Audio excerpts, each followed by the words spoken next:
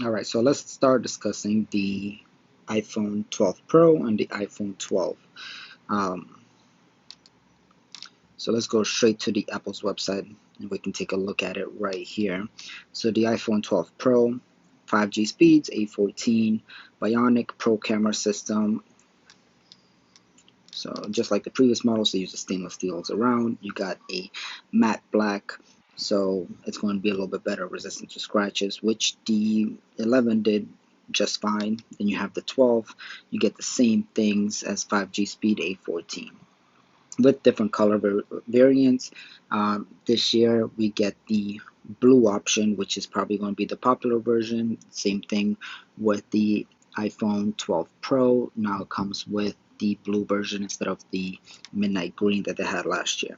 A14 Bionic, the fastest chip in a smartphone. Looking at the architecture, you will get faster gaming and faster processing compared to last year's. It's, I think, going to be on par with each other for most part, just because of how iOS runs. Apple tries to make it as fluid across all of its devices. So I don't think you're going to notice too much of a difference when it comes to opening apps and certain multitasking features. I think you will notice it more when it comes towards the some of the games that will utilize it. Something like League of Legends might utilize it more of its the horsepower that it has over the iPhone 11. It has super fast 5G, so we know that that's where it's available in your area. The big thing that I do like is that it does have an edge-to-edge OLED display, which it did not have last year, and it's something that they're bringing, and it's their XDR display. It is only 625 nits compared to the Pro, which has 800 nits, so it'll be brighter. Ceramic shield helps deliver 4 times better drop performance, so drop performance is supposed to be overall better. Now, they do have a 6.1 Super Retina XDR display and the 5.4 Super Retina XDR, which is an iPhone 12 mini. If you like smaller phones, the mini would be for you. If you like something a little bit bigger, the iPhone 12 would be for you. Now they're using ceramic coated screen, which is supposed to be more durable, and we saw that in the presentation how they described it. They still use aluminum on the sides. It's thinner this time around, and it is more of a resemblance of the iPhone 5, where it's kind of squared off. Water protection, so it's better than last year. This is IP68, up to 6 meters. Fresh finishes, so here's where you have that blue, which like I said, would be probably popular this year. You have the green, same one from last year, the red, the white, and then the black. Not as many colors, but you have some pretty cool colors. And then they talk about 5G, which is supposed to be really fast, work really well with Verizon, AT&T, and T-Mobile. I think the Verizon millimeter waves are going to be um, a big success in the areas where it's available. Now, if you don't have it available, then overall 5G you will get um, the other bands where it's more nationwide, which Verizon activated, AT&T has it, and so does T-Mobile. T-Mobile running at their 600 megahertz frequency. Um, Again, they talk about the processor, so you have 11 trillion operations per second, and we know it's a much faster neural engine than last year. So, from some of the statistics that I have seen, they're talking about up to 80% faster in the neural engine piece.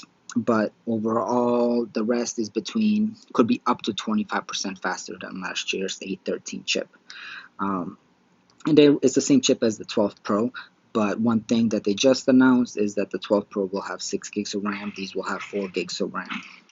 And we already know the OLED, which is edge to edge, looks nice and it's very, very flush with the body. So unlike some of the previous models where it stuck out, this is supposed to be very, very flush. You still have dual camera system now with better lighting. Um, and I think that's video shooting.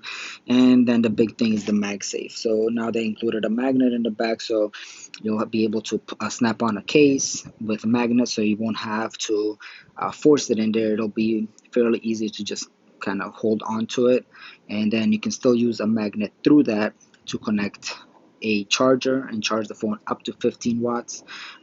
And then you can also connect the wallet and so on. If you just use a regular Qi charger, I believe it's up to 7 um, watts per second. So runs iOS 14, and the box is thinner because it does not include headphones or a power block because they're expecting you to use the ones that you have or start buying the wireless charger. Now let's take us to the MagSafe itself. Next year's iPhone model will definitely be better. But let's take a look at real quick the Pro. As you can see, it's stainless steel, ceramic shield. It, it looks pretty amazing, I would say. This one goes up to 6.7, and the 12 Pro is now at 6.1, which last year was a little bit smaller. I believe it was 5.9. Now it's 6.1, just because it was a more resemblance towards the iPhone 10 and 10s. IP68, you have your full finishes, 5G, and the A14 Bionic chipset is 5 nanometer, 16 core neural engine, so it's up to 80% faster on that piece, 50% faster CPU now compared to other smartphones. It should probably be Qualcomm. This one will also have LiDAR technology with scan services of areas, be able to, I think, capture more light overall. They have it on the iPad Pro, the new model. New night mode, and there are some camera variations between the regular Pro and the Pro Max. I believe the Pro Max has, see, the Pro Max should have a different telephoto, yeah, 65 millimeter focal length compared to the 52, and then 36-degree field of view compared to 46, and 2.2 aperture compared to 2.0. So the wide is also a little bit different, which is 1.7 on the pixels, and that seems like it's about it. And sensor shift OIS, which the other one just has OIS. The ultra wide overall is the same. And then they're also offering Pro RAW for an absurd amount of creative control, and I believe this is coming more to the Pro. The Dolby Vision recording at 60 times more colors, and I believe they can do it at 60 frames per second, while the iPhone 12 can only do it at 30 frames per second. There's some variations there. And again, this one will be much brighter, up to 1200 nits, where I believe the other one is going to be limited on how many nits it can actually do, which I believe it starts at like 625. And you can make it sleek and go, turbocharged. And that's overall what we're looking at for the iPhones. Now, price wise, you're looking at this one. The iPhone 12 Pro will start at $999, and then the Max will be at $1099 with 128 gigabytes, and iPhone 12 will start at $699 and go up to $799, and they start at 64 gigabytes. So that's pretty much it for the iPhone 12 and 12 Pro Max.